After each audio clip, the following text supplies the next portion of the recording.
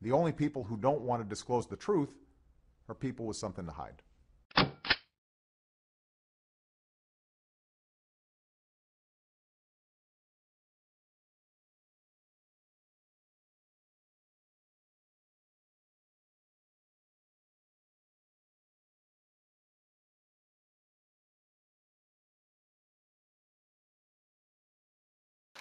Yes, my name is Zebest. I have a couple comments. First of all, when you said these jobs bills, I don't know what's in them, but it seems to me that in order to make jobs available, the best way would be to repeal a lot of legislation, not actually pile on the legislation.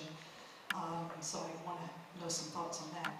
I also have a concern. I've seen some articles in which Obama is giving away some of our oil-rich islands around Alaska to Russia. I'd like to know under what authority he has to do that. And also I recently attended an investigation press conference in Phoenix, Arizona by Sheriff Arpaio. Are you familiar with that investigation? Okay.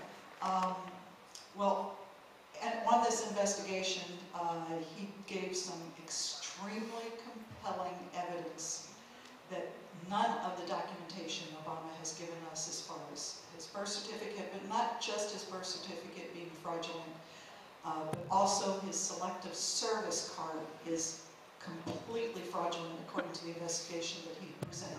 Again, I want to emphasize that the evidence was extremely compelling. Everybody should do a search and look at that evidence. It's clear to me that if his selective service card is not legitimate, by law, he is not entitled to hold any public office. I want to know when there's going to be a congressional investigation on this.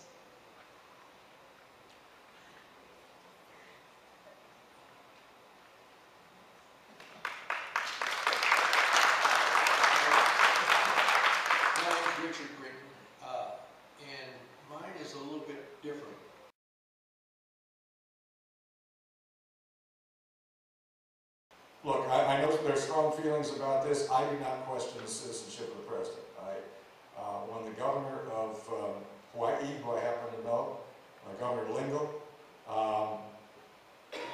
attests that she has reviewed the documents, she believes that they are valid.